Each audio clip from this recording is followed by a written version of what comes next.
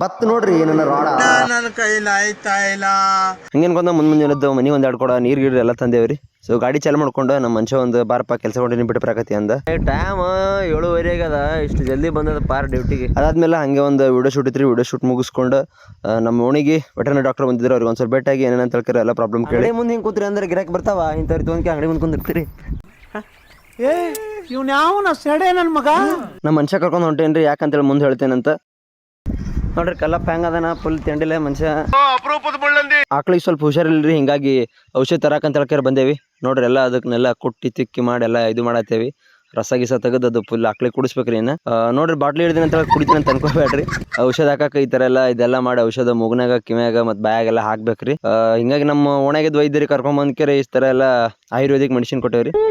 ಹಂಗೆ ಅನ್ಕೊಂಡು ಸೀದಾ ನಾವು ನಮ್ಮ ದೋಸ್ತಿನ ಫೋಟೋ ಸ್ಟುಡಿಯೋ ಅಂಗಡಿ ಬಂದೇವ್ರಿ. ಹೋಗುದ್ರಾಗ ಬೈ ಫುಲ್ ಅವ್ನ ಹುಡುಗಿ ಜೊತೆ ಫುಲ್ ಜೋರ್ ಚಾಟಿಂಗ್ ಒಳಗಿದ್ದೆ.